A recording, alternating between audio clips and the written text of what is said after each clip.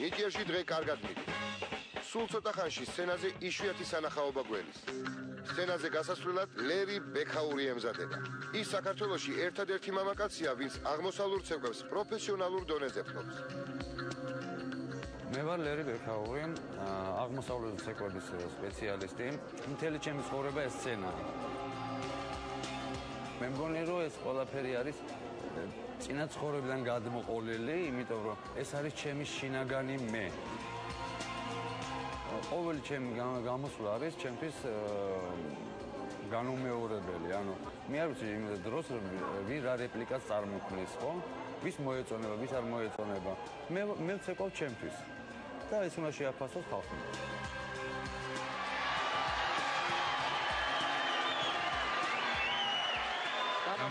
ძალიან სამბეჭდავად გამოიყურებით. მადლობა. ერთი წუთი თუ შეიძლება გაგვეცანით. ლერი ბექაური. ლერი, ამდენი წუთი გძანდებით? 38. რა წარმოგვიდგენთ ლერი? ჩქარა ილაპარაკეთ, თორე ჩაიწვა. ის იმდროს რაფად გეუბნები, თუ ხელი არ დაგეწოთ. აზიური ცეკვას. კარგი, შეგიძლიათ დაიწყოთ. حبيبي يا نور العين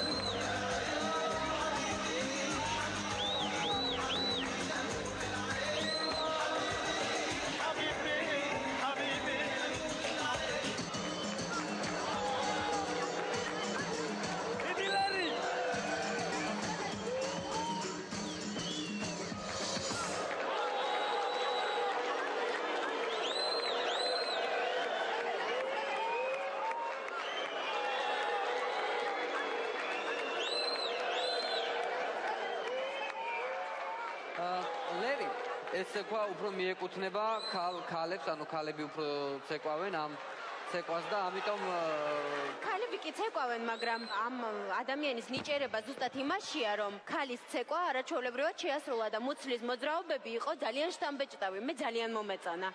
მადლობა. გეგა? ბრავო თქვენ გამბედაობას, მაგრამ რაც შეეხება თვითონ ცეკვას, იყო ერთგვაროვანი. მე მომწონს. მადლობა. მე ვამბობ კის. სოფომოსკის. კითხვა. მე არა უნდა ვთქვა. ერთი კი ერთი არა ვანოზეა გადაწყვეტილება. ვანო, გადაწყვეტილება შენზეა.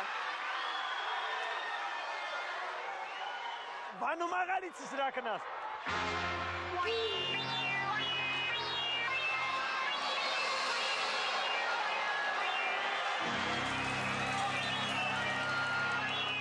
არა. არა. მადლობა.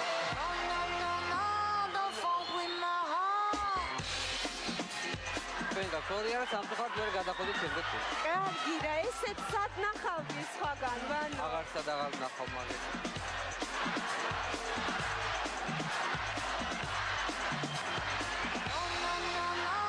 ეს ნამდვილად განსხვავებული სანახაობა იყო. თუმცა ლერი შემდეგ ტურში ვერ გადავიდა. სცენაზე ისევ აღმოსავლური ცეკვა გველოდა.